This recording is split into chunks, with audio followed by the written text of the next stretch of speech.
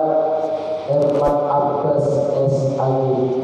Kepada Ustaz kami persilahkan dengan segala hormat.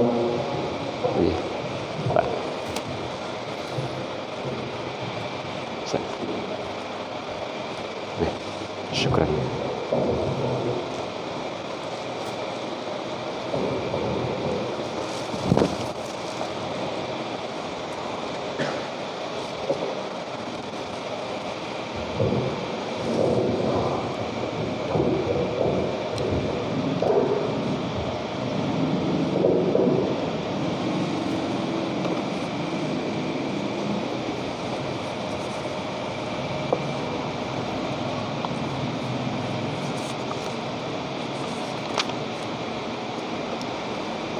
Bismillahirrahmanirrahim.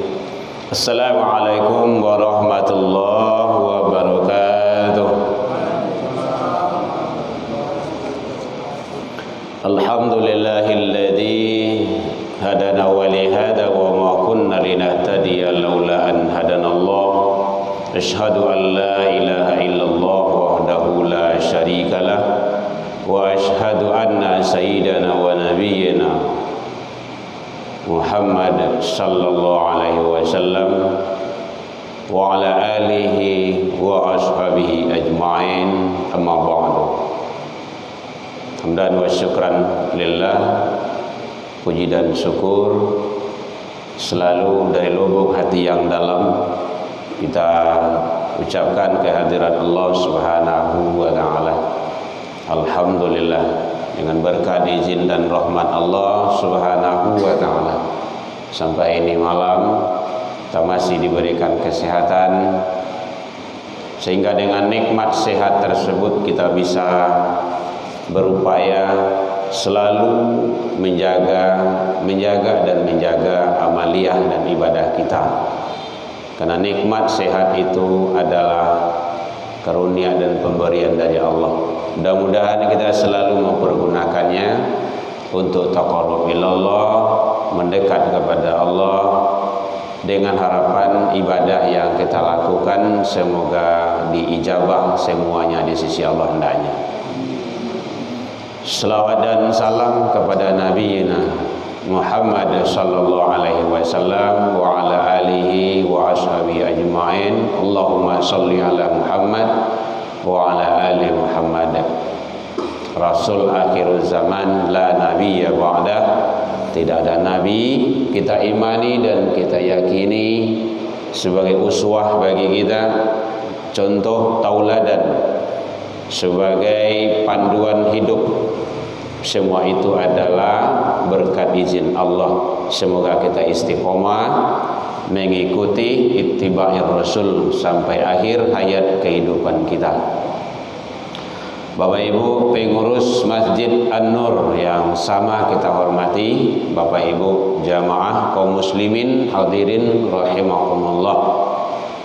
Kembali kita seperti biasa, kajian kita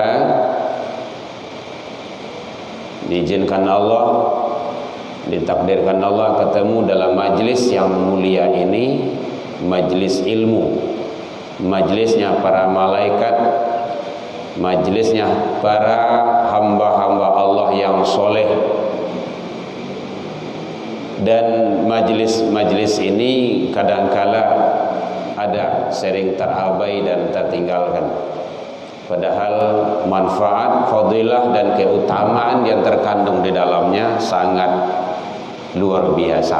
Kalau kita baca tentang kitab-kitab hadis yang menjelaskan kemuliaan, keutamaan majlis ilmu, sangat luar biasa.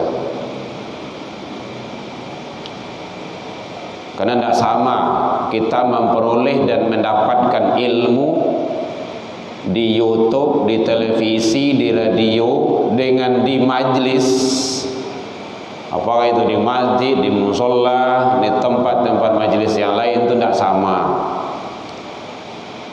Ilmu sama-sama dapat, tapi fadilah dan keutamaan berjalan ke majlis, duduk di majlis, berdiam kita di majlis mendengarkan kajian uraian ilmu, itu enggak. sama dengan yang kita peroleh. Kalau sumber ilmu sekarang sudah banyak, Bapak Ibu, sudah banyak. Di YouTube tuh basira kayak gitu. Tergantung awak kamu ambil saja. Di TV banyak itu. Video-video pendek malah banyak masuk ke handphone kita ya Pak ya, ke WA kita. Banyak itu. Tergantung mengamalkannya. Tapi ternyata semua itu hanya sebatas ilmu. Nah, contoh kecilnya saja. Kita berjalan menuju majlis, menempuh suatu majlis. Man salaka tariqan yaltamisu fihi ilman. Siapa yang menempuh jalan untuk pergi ke majlis ilmu, sahalallahu lahu tariqan ilal jannah. Itu janji Allah. Allah sudah membentangkan baginya jalan menuju surga. Akan tidak sama di YouTube tadi itu dah. Ini yang sering terabai dan tertinggalkan. Jadi himbauan kepada kaum muslimin, terutama awak lalabobo umur dan awak ada di rumah. Kalau tidak ada di rumah, tidak ada. Kita ada di rumah. Masa dan waktu kita juga akan habis juga. Umur awak itu sama aja batu es. Es batu itu batu es. Batu es. Nah, jadi barang salah es batu jadi batu es jadi ya. Umur kita sama dengan itu. Pakai tidak dipakai, awak keluar dari freezer tu, pakai tidak dipakai, dia akan habis. Nah, orang yang ma'rifatullah, orang yang arif itu memanfaatkannya. Nah, gitu. Nah, ini makanya kalau seandainya ada kita di rumah, kita tidak ada keluar, tidak ada kegiatan di sana sini, ada kajian di sini, datangi. Man kharaja, siapa yang keluar dari rumahnya menuju majlis ilmu, satu langkah taktubul hasanah, dibalas oleh Allah dengan kebaikan dan diangkat warfa derajatnya di sisi Allah, dan satu langkahnya lagi dihapus kesalahan dan dosanya.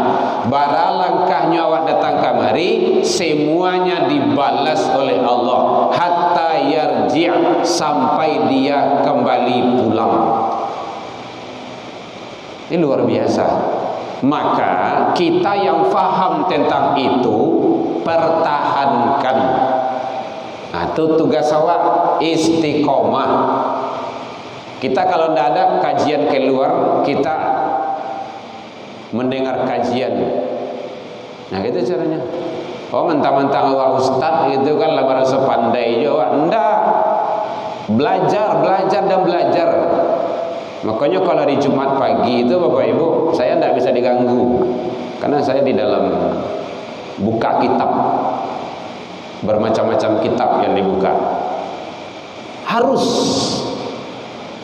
Apalagi kalau kita dakwah, kita itu masjid, musola, kemana-mana. Apalagi kalau dakwah ini ada kesinambungan kayak di sini, kan kesinambungan. Makanya kita ada agendanya, ada judulnya, temanya. Nah, sekarang kita udah mengarah ke arena medsos, kita masukkan ke YouTube, gitu kan. Jadi sebelum kita ke sini tadi saya nonton dulu apa pembahasan yang kemarin, pembahasan sebelum itu. Jadi nanti senambung terus. Nah, gitu caranya.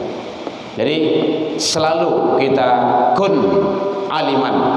Jadilah kamu itu orang yang mengajar. Kalau tidak bisa kita mengajar, muta'alliman, orang yang belajar. Tidak aja bisa awak belajar do sami'an, mendengar. Walatakun rabi'an, jangan masuk golongan yang keempat.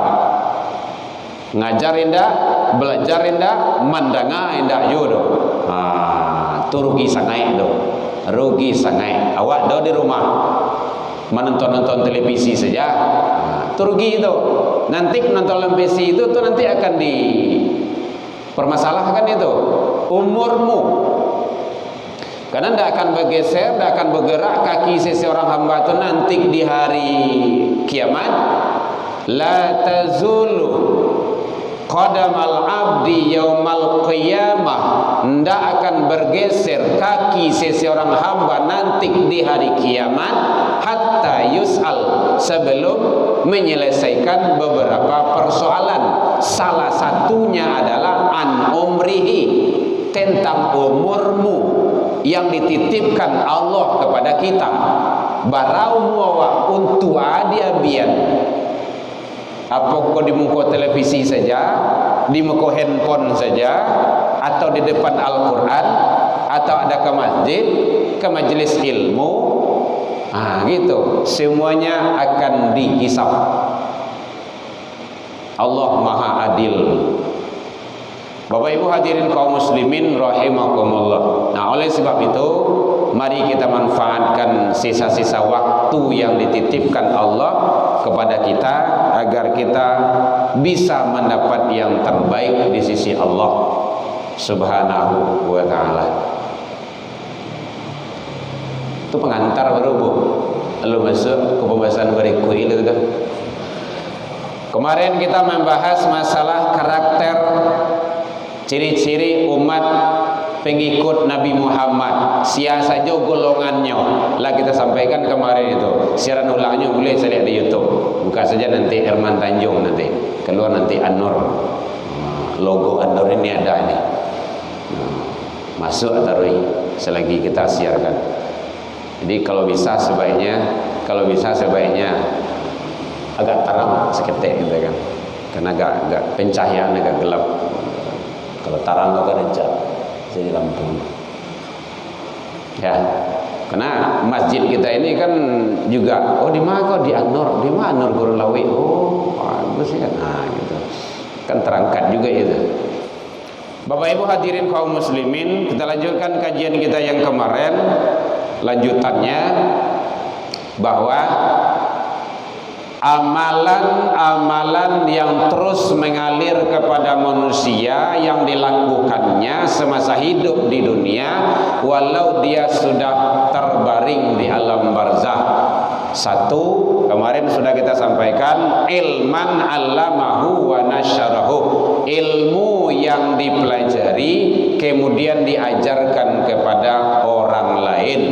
Selagi ilmu tua wa ajan kepada orang lain, maka ilmu tersebut akan mengalir kepada kita, baik kita masih hidup ataupun sudah wafat sekalipun. Makanya hadis yang menjelaskan itu, waladun solihun yada'ulah itu, atau al ilmu yang tafa'u bih, itu ilmu yang bermanfaat, ilmu yang diajarkan kepada orang lain. Jadi bukan untuk awak saja. Allah pandai awak, Allah ajar ilmu tu ke orang supaya bermanfaat bagi awak setelah kita tiada di alam dunia ini. Ya Bu ya. Nah, gitu caranya. Kalau ada ibu anak cucu yang baru-baru belum tahu dia apa-apa, ajarkan dia Al-Fatihah. Kodape Al-Fatihah itu pandainya dia wak. Kalau bisanya surah An-Nas do ajan kainyo sebelumnya sampai mengaji ke surau. Dape dinyo surah An-Nas tu nyo baca tarui sepanjang hidup nyo ajan lo ke orang lain. Itu yang dimukasui dengan al-ilmu yang tafa'u bih, ilmu yang bermanfaat. Nah, itu caranya. Kita hafal surah An-Nasr, idza jaa nasrullah. Ndak dapat dicucu awak dia nawak ajannya sampai nyu dapat. Luar biasa itu. Makanya bapak, ibu, si orang guru, si orang dosen, orang tua tidak ada ruginya, selalu mendapat kebaikan. Memang mungkin kini go luntara sola do, tapi nanti tak kala kita butuh bantuan yang tidak ada bantuan dari yang lain, sab'atun yudilluhumullah la dillah ila dillah. Nanti di padang mahsyar tidak ada bantuan, tidak ada yang bisa memberikan kepada kita kecuali bantuan daripada Allah. Di sanalah baru terasa bagi kita. Nah, jadi oleh sebab itu, kalau kita apa yang kita tahu ilmu, makanya kata Rasul, khairun nas, manusia yang baik itu ayyanfa'un nas, bermanfaat bagi orang lain. Baik bermanfaat dari segi kapasitas ilmu, pengetahuan agama, ataupun ilmu-ilmu yang lainnya. Nah, gitu. Jadi ilmu. Kemudian wawaladan solehan tarakahu, anak-anak yang soleh yang ditinggalkan. Maka oleh sebab itu, kalau ada anak, ada cucu, tinggallah anak dan cucu yang soleh dan solehah. Ba'a caranya dididik dia supaya soleh, diajar agama, dibina akhlaknya, biasakan dia ibadah. Kalau ndak ibadahnya ditegur, jangan dibiarkan. Awak kini banyak pembiaran. Salah anak ndak basapo, dipadia saja. Kadang awak pai solat anak tinggal, seolah-olah ndak butuh, padahal inyo nak kemana-mana awak bersuah. Akhirnya anak tak pandai solat jenazah, tak pandai anak memandian, tak pandai mencabik kapan, tak pandai mandoan awak. Antu siapa ni panggil ustaz, ustazah. Kalau dia ustaz iyo lehnya. Tapi makin banyak orang meninggal makin rencak itu kan. Peti masuk mah. Tapi bukan itu. Sedih kita Bapak Ibu. Kemarin kita ditelepon itu, bara dari Kuranji ke Kasteba jauh dua itu. Tolong sih Ustaz, orang tua kami udah meninggal, mama diselenggarakan secara islami, secara syar'i. Aduh bisa ke mana nolong Ustaz? Bapiki waduh itu. Maka kita bilang sama yang dekat kita gitu kan. Wah, bantu. Siap, antarkan sana. Tanya, ada enggak punya anak? Ada. Banyak anak-anak perempuan, laki-laki. Ada yang dokter, ada yang bidan, ini semacamnya. Rumah mewah. Kan enggak ada artinya. Mama dia orang baik saja enggak pandai. De indak biasuan, de indak baraja. Gitu.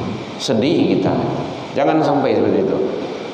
Kita ada dulu, karena kita punya kongsi kematian, penasihat kongsi kematian di bypass sana itu, belakang SPH itu dia ada 12 anak-anak beliau, laki perempuan. Kita ada di kongsi, Bapak Ji, kasatu kami awak kau dari kongsi, ndak ustaz, ndak usah buya. Batu di kami lah selesai. Masya Allah, luar biasa. Ibu beliau meninggal, di kami lah selesai. Jadi yang wajibnya menyelenggarakan jenazah itu qarib, yang terdekat, bukan ustaz. Qarib, anak-anak. Anak boleh memandikan ayah, ibu. Anak laki-laki boleh memandikan ibu. Suami boleh memandikan istri, orang yang terdekat. Kan ada pula yang tak sepakat itu. Oh, tak boleh itu. Istri meninggal, tak boleh suami ikut itu, laki-laki. Dia istrinya lebih kontaninya daripada awak lain. Apapun dia tahu itu seluk beluk yang ada bagi diri istrinya. Makanya ada qarib, orang-orang yang berhak memandikan jenazah ada di sana ya. Jadi anak yang soleh ditinggalkan. Anak yang soleh itu bisa anak kandung turunan kita dan juga bisa anak-anak yang lain, anak didik kita. Kita sebagai guru, kita didik dia, kita bina dia, tahu dengan agama, dia taat, itu nanti akan menjadi ladang amal jariah bagi kita. Luar biasa. Orang tuanya sibuk, tidak sempat mengajarkan ngaji, tidak sempat mengajarkan dia hafiz Quran. Kita bantu dia jadi hafiz Quran dia. Selama Al-Quran itu ada di kepalanya, ada di dadanya, diamalkannya, maka itu akan mengalir kepada kita. Walaupun kita bukan ayah kandungnya. Nah, Itu jadi wawaladan solehan tarakahu, anak-anak yang soleh yang ditinggalkan. Makanya kita tidak ingin meninggalkan anak-anak yang tidak kenal dengan agama. Nah, alhamdulillah itulah salah satu sekarang program Pemko kita, pemerintah kita, wirid remaja. Ya Ustaz ya, tadi udah diumumkan sama Ustaz kita. Tapi hadirin Bapak Ibu jamaah, wirid remaja tuh kodape andae jangan hanya 2 kali sebulan. Wirid remaja tuh tanggung jawab awak. Kan dak anak Pak Wali Kota doh. Anak awak nang berilmu, nang agama. Akhirnya lari tolong. Lari tolong di peraturan payahnya mengimbau menyuruh. Tidak masuk akal kadang-kadang beda. Itulah tantangan anak-anak awak kini memang seperti itu, Bapak Ibu. Tapi mohon maaf, jangan serta-merta mereka itu disalahkan. Bawa lihat awak, lihat sebagai orang gaib. Awak yang punya anak, awak yang punya cucu. Yang punya cucu itu setidaknya anak-anak awak. Tanggung jawab awak, tanggung jawab utama itu kita. Pemerintah itu membantu sifatnya itu, mempalancah jalan, mapian pagaran tagak kalau di Minang kayak gitulah. Nah gitu, mandayong biduk kailian, maka dibuatlah aturan. Sedang itu indah juga, payah juga. Jadi ilmu yang dipelajari amalkan, nanti insya Allah akan ngalir terus. Anak-anak yang soleh, yang dididik, yang dibina, ditinggalkan, nanti itu akan mengalir terus kebaikan-kebaikan. Selagi anak itu berbuat kebaikan, maka kebaikan itu akan mengalir kepada kita. Nah, begitu hebatnya dalam Islam. Man sanna fil islami, siapa yang berbuat di dalam Islam, maka kebaikan itu adalah untuk dirinya dan kebaikan orang yang mengikutinya. Kemudian yang ketiga yaitunya yang insya Allah terus mengalir, mudah-mudahan kita bisa untuk mengusahakannya. Au masjidan banahu, masjid-masjid, rumah-rumah ibadah, tempat-tempat pelaksanaan kegiatan keagamaan yang ikut kita membangunnya, ikut sata kita ya, sata satu itu kalau di Minang lah, bahasa Minang di bahasa Indonesia karena susah aja gitu. Ikut sata itu ada, ikut satu jadi kalau ada masjid kita sedang bangun satu gitu. Ndak bisa piti ndak loh. Besi tan kemari. Kon ndak atok entan kemari, ndak semen entan kemari. Telepon saya orang kadai semen do. Nah, mana tahu duit kita ndak ada, gitu kan. Kan ndak apa-apa. Pak pengurus nemu saja tuh. Oh, sekarang kita bangun ini, bangun itu. Udah. Pas samuan. Nah, gitu. Anu kurang oleh. Loteng gitu kan. Nah, mungkin loteng. Terserahlah apa yang bisa, yang penting jadi gitu. Rumah ibadah, bahkan kata Rasul, man bana masjidan, siapa yang ikut membangun masjid,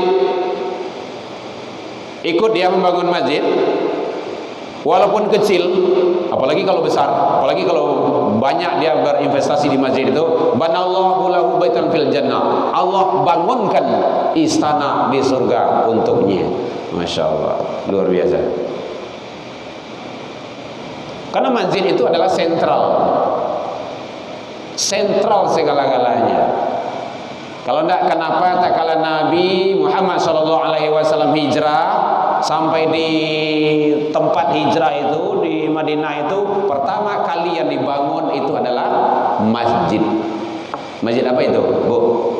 Masjid Kuba.